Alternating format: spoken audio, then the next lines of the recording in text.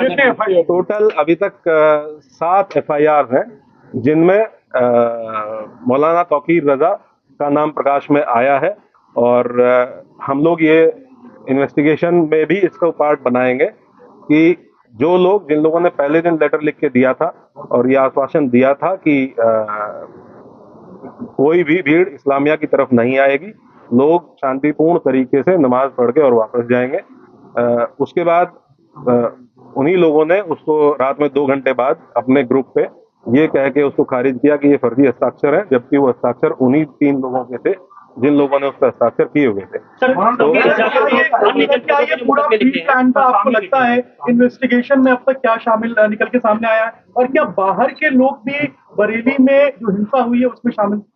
ये डेफिनेटली, क्योंकि ये लगभग 7 दिन से इस चीज की अपील की गई थी और 7 दिन से लगातार पुलिस और प्रशासन के लोग, DM साहब और मेरे द्वारा लगातार संवाद स्थापित किया गया। हम लोग इस प्रयास में थे कि संवाद स्थापित करके उसके साथ साथ हम लोग निरोधात्मक कार्रवाई करके सुनिश्चित करेंगे और ये कन्वे करेंगे कि कोई भी ऐसा काम ना किया जाए, कोई भी ऐसा आयोजन ना किया जाए जो विधि विरुद्ध हो। इसके लिए सभी धर्म गुरुओं से संवाद स्थापित किया गया, जनप्रतिनिधियों से संवाद स्थापित किया गया, लेकिन उसके बावजूद भी जिन लोगों के द्वारा ये किया गया उनके विरुद्ध हम लोग कठोर कार्रवाई बिल्कुल इंश्योर करेंगे। जो भी लोग इसमें, ये तो ऑब्वियस सी बात है कि आजकल जो लोग व्हाट्सएप से इसमें संपर्क में थे, हमारी इन्वेस्टिगेशन के दौरान ये भी तथ्य प्रकाश में आए हैं कि कुछ बाहर के आपराधिक तत्व, इस जनपद से बाहर के कुछ आपराधिक तत्व इस जुलूस में शामिल हुए, इस आयोजन में शामिल हुए थे, जिनके द्वारा इस तरह की समस्या पैदा की गई।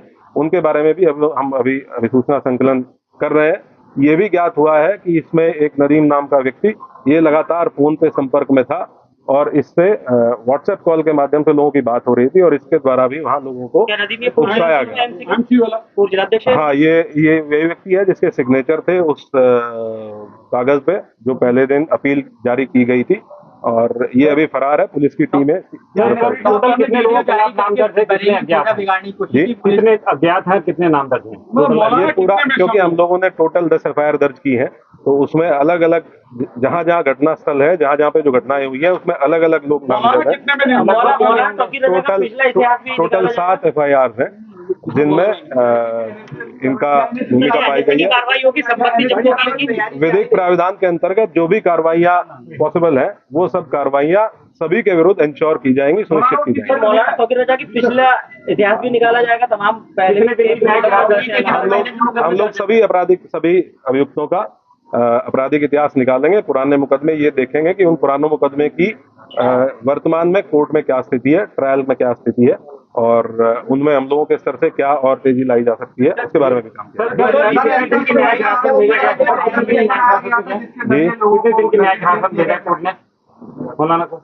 कोर्ट नॉर्मली जब भी कोर्ट के समक्ष पेश किया जाता है तो 14 दिन की न्यायिक हिरासत कोर्ट के द्वारा। क्या मतलब कोई पुराना मतलब कि बरेली की बड़ा करने के आयोजन से ये भीड़ एकत्र की, कोई बड़ा करना चाह रहे थे बरेली में? ये हम लोग आपको इन्वेस्टिगेशन जैसे जैसे इन्वेस्टिगेशन प्रोसीड करेगी कि इस मंशा क्या थी और जी यहाँ का जुरिस्डिक्शनल जेल बरेली जेल है और जो यहाँ पे रिमांड मजिस्ट्रेट है उनके द्वारा उनको बरेली जेल में। आपने बताया कि तमंचा भी बरामद हुआ है, क्या इस पूरे इंसिडेंट में फायरिंग हुई है? पहला सवाल ये। दूसरा, पुलिस वालों को भी चोटें आई हैं, क्या उनको भी छर्रे लगी हैं और कितने पुलिस वाले ऐसे हैं जो अभी घायल हैं? कुल 22 पुलिसकर्मी, कल अब जब हम लोगों ने अपनी पूरी टीम को गैदर किया, कुल 22 पुलिसकर्मी ऐसे थे जो इंजर्ड थे, जिनका मेडिकल एग्जामिनेशन कराया गया। कुछ 22 पुलिसकर्मी, कुछ लोग ऐसे हैं जिनको डाउटफुल फायर आर्म इंजरीज है, उनका भी फाइनल मेडिकल परीक्षण कराया जा रहा है। जब ये चीज हम लोगों के मेडिकल परीक्षण फाइनल हो जाएगा तो हम लोग आपको इसके बारे में अवगत कराएंगे। लेकिन ये डेफिनेट है कि इसमें अराजक तत्वों के द्वारा फायरिंग की गई। अलग अलग घटना स्थल पे अलग अलग थे, कुछ जगह पे 200-250 लोग अज्ञात में थे, कुछ जगह पे 300-350 लोगों की भीड़ थी। मान के चलिए लगभग 2,500-3,000 हजार लोग ऐसे हैं जो अज्ञात में अलग अलग घटना स्थलों पे, जिनको हम लोग अभी चिन्हित करने का प्रयास करेंगे। टोटल 22 पुलिसकर्मी घायल है, जिनका हम लोगों ने मेडिकल करा। नहीं, पूरे घटना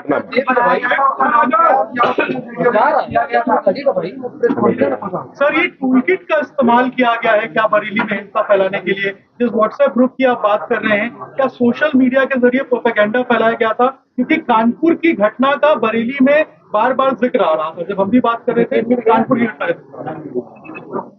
ये हम लोग इन्वेस्टिगेशन के दौरान अगर कोई इस तरह की चीज हम लोग के सामने आएगी तो मोस्ट डेफिनेटली उसको आप लोगों के साथ शेयर करेंगे। और मैं आप लोगों को इसके माध्यम से एक चीज और बताना चाहूंगा कि हम लोग किसी भी निर्दोष व्यक्ति को किसी भी प्रकार से प्रताड़ित नहीं किया जाएगा। किसी भी ऐसे व्यक्ति को जो इस घटना में शामिल नहीं था उसको परेशान नहीं किया जाएगा, और जो इस घटना में शामिल थे या प्रत्यक्ष या प्रत्यक्ष रूप से शामिल थे उनको बख्शा नहीं जाएगा। सर, अब तक कितनी गिरफ्तारी हो चुकी है और इसके